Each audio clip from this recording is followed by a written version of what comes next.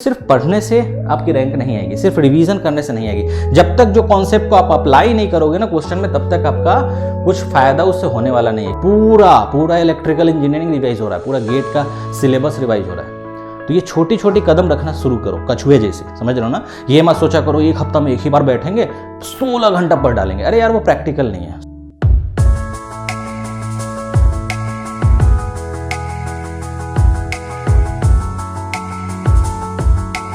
Hi everyone, कैसे हैं आप सभी। आई थिंक अच्छे होंगे और आपकी प्रिपरेशन अच्छी चल रही होगी। पिछले वीडियो में मैं आपको टेस्ट सीरीज के बारे में बताया था कि गेट 23 जो लोग भी टारगेट कर रहे हैं उनको टेस्ट सीरीज कैसे देना चाहिए। आई बटन पे मैं लिंक दे दूंगा, जो लोग भी नहीं देखें एक बार जाकर देख लेना कि टेस्ट सीरीज किस तरह से प्लान करना है, ठीक है। उसके कॉमेंट में मैं आपसे पूछा था कि रिविजन वगैरह कैसे करना है, अगर आपको उस पर वीडियो चाहिए तो बिल्कुल आप हमें बताओ। तो बहुत लोग रिविजन के बारे में बोले थे सर रिविजन कैसे करें, उसमें स्ट्रगल कर रहे हैं। तो मैं आपको इस वीडियो में रिविजन के बारे में बताऊंगा कि किस तरह से आपको रिवाइज करना चाहिए और किस तरह से इफिशियंट वे में आप प्रॉब्लम्स को सॉल्व कर सकते हो और कैसे सब्जेक्ट पे कमांड कर सकते हो। क्योंकि सिर्फ एक बार पढ़ लेने से आपका रैंक नहीं आएगा, ये आप ध्यान रखना। आपको रिवीजन करना पड़ेगा, उसके कुछ सर्टेन कंडीशंस या तरीका कह सकते हो, उस तरह से अगर आप करोगे तो मेमोरी में ज़्यादा दिन तक रहता है। तो इस वीडियो में हम लोग वही बात करने वाले हैं, ठीक है। तो सबसे पहले बिना टाइम वेस्ट किए हुए आपको मैं बता दूं कि जो लोग भी इस वीडियो को देख रहे हैं 1.75 पे देख सकते हैं टू रिड्यूस द टाइम। और उसके बाद आज मैं आपको बताऊंगा रिवीजन के बारे में। तो आप लोग ध्यान से सुनना और लास्ट तक देखना और समझना चीज़ों को। अच्छा लगे तो लाइक एंड सब्सक्राइब जरूर कीजिएगा, ठीक है, क्योंकि इस चैनल को थोड़ा सा ग्रो करना है। तो आज हम लोग स्ट्रगलिंग विथ रिवीजन, इस पे आज बात करेंगे कि जो लोग भी रिवीजन पे स्ट्रगल कर रहे हैं उनके लिए क्या सही रहेगा, किस तरह से प्लान करें, उनको क्लियर होना चाहिए। क्योंकि लास्ट समझो तो 40 डेज बचे हुए हैं और 40 डेज में आपको ऐसा ही वीडियो चाहिए जिस वीडियो में आपको मैं गाइड कर सकूं, क्योंकि अब कॉन्सेप्ट नए पढ़ने का टाइम नहीं है, राइट। तो आप क्या करो, सबसे पहले मैं कुछ स्टेप बता रहा हूं। सपोज करो कि आप कोई रिवीजन करना चाह रहे हो, अभी आपको फुल लेंथ टेस्ट दे रहे हो और मैं आपको बताया था कि फुल लेंथ टेस्ट जिस दिन तो उस दिन टेस्ट का एनालाइज करो एंड सेकंड डे रिवीजन का प्लान करो, सब्जेक्ट रिवीजन का। तो मैं मानता हूं कि एक दिन आपके पास है और उस एक दिन में आप एक सब्जेक्ट या दो सब्जेक्ट, मतलब 2 सब्जेक्ट मैक्सिमम आप रिवीजन कर सकते हो। तो 2 सब्जेक्ट पर डे आप प्लान कर सकते हो, ठीक है। रिवीजन के लिए 2 सब्जेक्ट पर डे प्लान कीजिए, ठीक है। एक सब्जेक्ट मत रखिए क्योंकि अब टाइम उतना नहीं है, तो 2 सब्जेक्ट आप लेके चलो कि कैसे रिवाइज करना है, उसका मैं स्टेप आपको बता रहा हूं। तो 2 सब्जेक्ट आप ले लो, कोई भी, नेटवर्क हो गया, सिग्नल हो गया, डिजिटल हो गया, उसके साथ कुछ ले लो। कोर सब्जेक्ट अगर ले रहे हो, मशीन ले रहे हो, तो उसके साथ कोई नॉर्मल सब्जेक्ट ले लो, जैसे डिजिटल हो गया या एप्टीट्यूड हो गया, है ना। तो एक टफ और एक ईजी सब्जेक्ट, इस तरह का 2 सब्जेक्ट का प्लान कर लो, ठीक है। अब करना क्या है, सबसे पहले आपको क्या करना है, जो भी आप फुल नोट्स बनाए हैं, ठीक है, जो भी आप फुल नोट्स बनाए हैं उसको एक बार पूरा गो थ्रू कर लीजिए। सुबह उठने के बाद आराम से आप क्या कीजिए, फुल नोट्स प्लान कीजिए, फ्रेश होके फुल नोट्स का जो भी टॉपिक है उस सब्जेक्ट का उसको पूरा गो थ्रू करना है। टाइम लिमिटेशन है 2 आवर, ठीक है। 2 घंटे से ज्यादा इसको नहीं देना है। क्यों बोल रहा हूं, क्योंकि अगर आप सही से पढ़े हो, पूरे अच्छे से पढ़े हो सब्जेक्ट को, तो 2 घंटे में इजीली आप पूरा रिवाइज कर सकते हो, कोई बड़ा काम नहीं है। अगर कोर सब्जेक्ट को हटा दो तो 2 घंटा, कोर सब्जेक्ट रहेगा तो 2.5 से 3 घंटा भी जा सकता है, ठीक है। अब इसको करना कैसे है, ध्यान से सुनिएगा, ठीक है। आप लोग क्या करते हो, सीधे ऐसे पेज लेते हो या कॉपी लेते हो, ऐसे पलटते चले जाते हो। अच्छा ये मेरे को आता है, ये वाला ऐसा है, इस तरह से पलटते चले गए, ठीक है। उससे क्या होता है, आपके ब्रेन में बैकएंड पे तो है, लेकिन जैसे ही वो कॉपी बंद होगा, बताना ये कमेंट में होता है कि नहीं, जैसे ही कॉपी बंद होगा अचानक पूरा ब्लैंक हो जाते होगे। अगर ये होता है तो कमेंट करना, मैं आपका इसका सॉल्यूशन दूंगा, ठीक है। सॉल्यूशन क्या है, कभी भी आप अगर रिवीजन कर रहे हो ना तो ऐसे रिवीजन नहीं करना है कि खोले पलट के ऐसे पलट लिए फट, वैसे नहीं करना है, ठीक है। आपको क्या करना है, उसके साथ साथ रफ कॉपी भी रखो, ठीक है। रफ कॉपी रखो और पेन रखो। जब भी आप रिवीजन करो पूरा, जैसे अब नेटवर्क की बात करें तो भाई पहले आप टाइप्स ऑफ एलिमेंट पढ़ते हो, उसके बाद आप थ्योरम्स के बारे में बात करते हो, केसीएल केवीएल जो भी होता है उसकी बात करते हो या थ्योरम्स की बात करते हो। हमेशा आपका पेन चलना चाहिए, ठीक है। जैसे आप प्रॉपर्टीज पढ़ते हो सिग्नल में, तो सिग्नल का अगर रिवीजन कर रहे हो तो सारे प्रॉपर्टीज को आप नोट डाउन करो इन रफ, बिना देखे हुए। टाइम ज्यादा लगेगा, नो प्रॉब्लम, दिक्कत क्या है, पेन और पेपर ये दोनों आपके साथ होना चाहिए, ठीक है। जब पेन चलता है ना, तो देखो जब भी आप क्वेश्चन सॉल्व करते हो उसमें क्या होता है, पहले पेन चलता है, जो आप सोच रहे हो वो आप लिखते हो, होता है ना वैसा। तो हमारा शुरू से बचपन से ऐसे हमें ट्रेन किया गया है कि हम ब्रेन में पहले सोचते हैं और उसके बाद चलाते हैं पेन और उसके बाद फाइनल आंसर निकालते हैं। मतलब कि साथ में रफ कॉपी, पेन और ब्रेन, ये तीनों चीज साथ चलता है। आप रिवीजन जब करते हो तो आप इसको इग्नोर कर देते हो। उससे क्या होता है कि उस टाइम में आपको लगता है कि हमको सब आ गया, लेकिन जैसे ही आप कॉपी को क्लोज करोगे फिर बोलेंगे क्या क्या पढ़ा बताओ, तो उसमें देखना 60% आपके निकल जाएंगे, हमको समझ में नहीं आ रहा कौन सा क्या है। ठीक है, इसलिए नोट डाउन करना है रफ कॉपी में किस तरह से, mind mapping type, mind mapping. अब इस चीज को मैं समझा रहा हूं, ध्यान से सुनना। माइंड मैपिंग क्या होता है? माइंड मैपिंग होता है कि एक चैप्टर है, उसके 10 टॉपिक हो सकते हैं, उस टॉपिक के सब टॉपिक कितने हो सकते हैं, उस सब टॉपिक में कितने फॉर्मूलेज हैं, कितने कॉन्सेप्ट हैं, उसका एक पूरा अच्छे से आप माइंड मैपिंग बना सकते हो एक पेज में, एक चैप्टर का। तो वो मैं बोल रहा हूं, पूरा अब लेके लिखने मत लगना रफ कॉपी में, पूरा नोट्स ही उतार दिए, वैसे नहीं करना है। माइंड मैपिंग बनाना, माइंड मैप ट्री टाइप का, समझ रहे हो ना, जो बचपन में हम लोग किया करते थे कि एक सब्जेक्ट है, उसका इतने चैप्टर्स हैं, चैप्टर्स टॉपिक है, फिर फर्दर सब टॉपिक है, और उसके अंदर कौन कौन से कॉन्सेप्ट है, उसको आप छोटे छोटे अक्षर में अगर लिखना शुरू करोगे तो आपको उस चैप्टर का पूरा सारांश एकदम ब्रेन में सामने फ्रंट पे आ जाएगा। पहले बैक पे था, अब फ्रंट पे आ जाएगा। इस तरह से आपको रिवीजन करना है, इसलिए मैं बोला 2 घंटे आपको लग जाएंगे, 2 से 2.5 घंटे लग जाएंगे। तो सुबह सुबह उठ के सबसे पहले आप ये प्लान कर लीजिए, ठीक है, ये प्लान कर लीजिए। इसके साथ साथ अगर आपको शॉर्ट नोट्स है, सपोज करो इसके साथ आपके पास शॉर्ट नोट्स है, तो दोनों को इंक्लूड कर लीजिए। शॉर्ट नोट्स होना बहुत जरूरी है, जो लोग नहीं बनाए हैं भाई बना लो, ये बहुत काम आता है लास्ट 1 मंथ में। ठीक है, तो शॉर्ट नोट्स अगर इसके साथ है तो बहुत अच्छी बात है, आराम से आप नोट करो। ठीक है, आलसी मत बनो यार, क्योंकि आलसी लोग है ना रैंक नहीं ला पाते, आलसी लोग सक्सेसफुल भी नहीं होते। आलसी नहीं बनना है, अगर कोई चीज़ बताया जा रहा है तो उसको सही से आप कीजिए। इस तरह से आपको 2.5 घंटा या 2 घंटे में ये प्लान करना है। ठीक है, जैसे ही आप ये काम कर लेते हो तो आपको पता है उस सब्जेक्ट के हो सकते हैं 10 चैप्टर हो, एक एग्जाम्पल ले रहा हूँ, 10 चैप्टर है, उसके साथ टॉपिक कुछ होंगे बहुत सारे, है ना, ये चीज़ आपको पता है, राइट। अब आप क्या करो, प्रीवियस ईयर बुक निकालो, प्रीवियस ईयर क्वेश्चंस का जो बुक होता है पीवाईक्यू, किसी भी इंस्टीट्यूट का आपके पास है पीवाईक्यू, उसको निकालो, लास्ट 10 ईयर का प्रॉब्लम उससे सॉल्व कर लो। सॉल्व करना क्यों जरूरी है?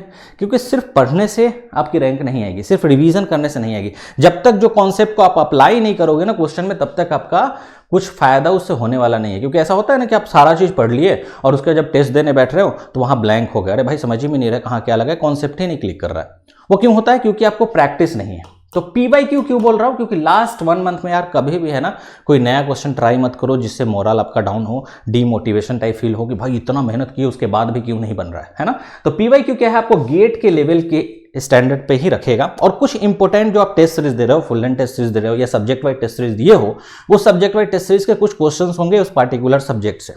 ठीक है, उस पार्टिकुलर सब्जेक्ट से उसको भी आप ले सकते हो। मेरी बातों को समझ गए? तो पीवाईक्यू प्लस जो टेस्ट सीरीज के क्वेश्चंस है ये भी आप अप्लाई कर सकते हो, कोई दिक्कत नहीं है, क्योंकि टेस्ट सीरीज के क्वेश्चन भी अप टू गेट ही लेवल होते हैं, कुछ टॉपिक को कुछ क्वेश्चन छोड़ के बाकी सब गेट स्टैंडर्ड के ही होते हैं। तो इन दोनों को आपको प्रैक्टिस करना है। टाइम इसके लिए 2 घंटे रखिए, ये इक्वली इंपॉर्टेंट है। तो 2 घंटा ये लिया, 2 घंटा ये लिया, समझ में आया? तो इस तरह से क्या होगा, आपने एक सब्जेक्ट को गो थ्रू किया, पूरे रफ में अच्छे से माइंड मैपिंग बनाया कि हाँ भाई ये चीज सर्टेन ऐसा ऐसा टॉपिक है, ये फॉर्मूला है, पूरा लिखो प्रॉपर, नहीं तो भूल जाओगे, है ना।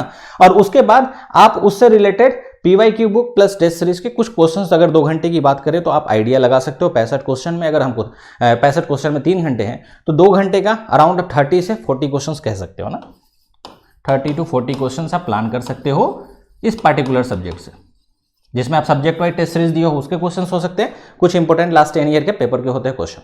ये करना जरूरी है, मैं बार बार बोल रहा हूं, ये नहीं करोगे कोई फायदा नहीं, रिवीजन का मार्क्स नहीं ला पाओगे। ठीक है, इतना करने के बाद सेम चीज को आपको रिपीट करना है सेकेंड सब्जेक्ट के लिए।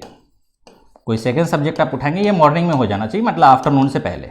ठीक है, 2 घंटा सुबह कर लिए 7 से 9 रिवीजन, उसके बाद नाश्ता वास्ता करके ब्रेक लेके आराम से 10 से 12 बैठ जाओ या 11 से 1 बैठ जाओ, और उसके बाद एक पूरे सब्जेक्ट को निपटा दो। तो आपका मॉर्निंग सेशन कंप्लीट, उसके बाद इवनिंग सेशन सेकेंड सब्जेक्ट को ले लो। ठीक है, सेकेंड सब्जेक्ट, और सेम प्रोसीजर रिपीट करो, कुछ नया नहीं है, सेम प्रोसीजर रिपीट करो। बस एक चीज ध्यान रखना है कि भाई नोट करना है, जो आप बनाते हो ना, पूरा पेन और पेपर चलते रहना चाहिए, ब्रेन के साथ पेन भी चलना चाहिए, ये बहुत जरूरी है रिवीजन के लिए, है ना। तो इस तरह से आप प्लान कीजिए, देखिएगा डेफिनेटली आपको है ना 1 हफ्ता के अंदर इसका दिखेगा कि भाई कुछ फायदा तो हो रहा है। ठीक है, बिल्कुल आप कमेंट करोगे आगे कि सर ये हेल्पफुल हुआ, है ना, ऐसा करके।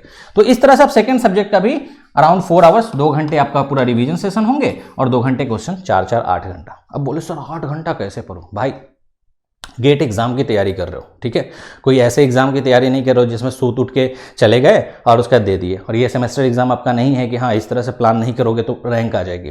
देखो हर दिन आपका कितना प्रॉब्लम सॉल्व हो रहा है, अराउंड 80 क्वेश्चन, समझ रहे हो, एवरी डे। जब भी आप रिवीजन डे जिस दिन आपका है उस दिन आप 80 प्रॉब्लम सॉल्व कर रहे हो।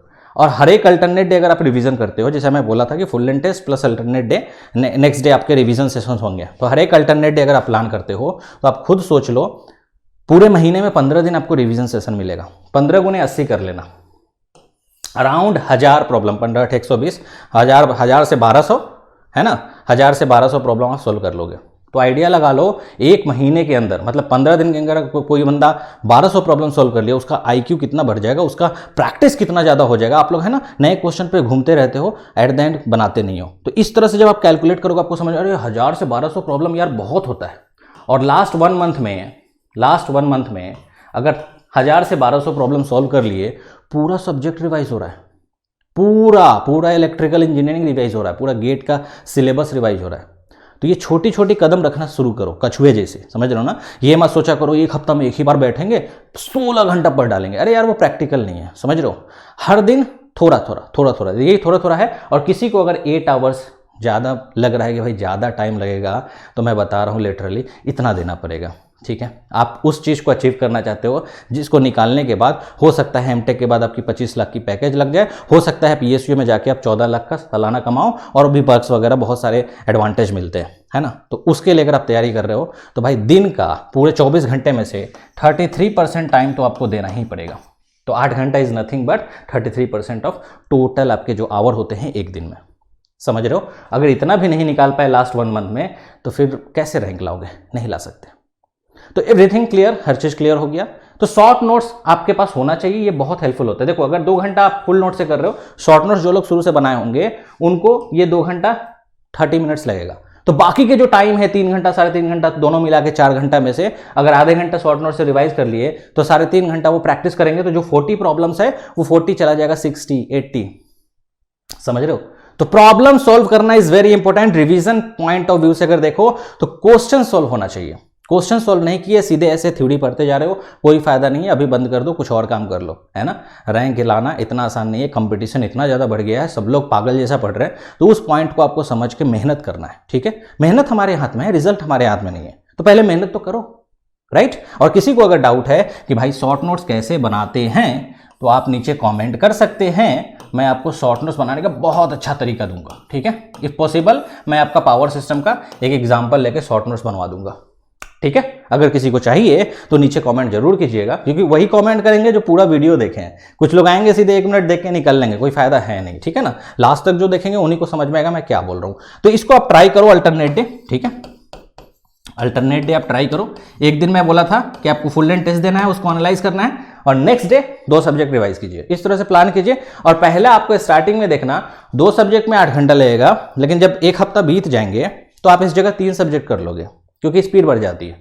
फिर और 1 हफ्ता बीत जाएगा तो 4 सब्जेक्ट पर डे कर लोगे, समझ रहे हो। तो short notes is very important. किसी को चाहिए इस पे वीडियो तो बिल्कुल बताइएगा कमेंट में, मैं उस पर भी ला दूंगा। तो इस तरह से आप रिवीजन का प्लान कर सकते हो। और भी कोई डाउट है तो नीचे बताइए। और किसी को हमारे साथ गाइडलाइंस चाहिए तो गूगल फॉर्म नीचे देखो एक बार दिया हुआ है, गूगल फॉर्म दिख रहा है, गूगल फॉर्म है ना, पिन कमेंट में भर देना। अभी मैं बनाया नहीं हूं उसका ग्रुप, ठीक है। ग्रुप में वेट कर रहा हूं कि और भी फॉर्म भर दे, उसके बाद मैं इसका ग्रुप बनाऊंगा, उसमें मैं 1-to-1 गाइडेंस देने वाला हूं, ठीक है। तो जिसको भी जो डाउट है, कोई भी है, गेट 23 की प्रिपरेशन कर रहे हैं या 24 की प्रिपरेशन कर रहे हैं, चिंता मत करो। 24 के लिए भी मेरे पास जबरदस्त प्लान आ रहा है, बस वेट कीजिए, है ना। वेट करना जरूरी है, क्योंकि गेट 24 के लिए मैं धमाका करने वाला हूँ, ठीक है। गेट 24 के लिए मैं इतना ज़्यादा धमाका करने वाला हूँ, सबको शेयर कर देना, मतलब मज़ा आ जाएगा। If you are from electrical, है ना। चलिए तो क्लोज करते हैं, रिवीजन का प्लान कीजिए। शॉर्ट नोट्स पे वीडियो किसी को चाहिए तो बताइएगा, ठीक है, कमेंट में। और लाइक करके जाइए, सब्सक्राइब कर दो, है ना, जरूरी है, क्योंकि एकदम डेड चैनल है भाई, उठाने में हालत ख़राब हो रही है ना। लेकिन उठा लेंगे, आप लोग ऐसे ही सपोर्ट रहा तो।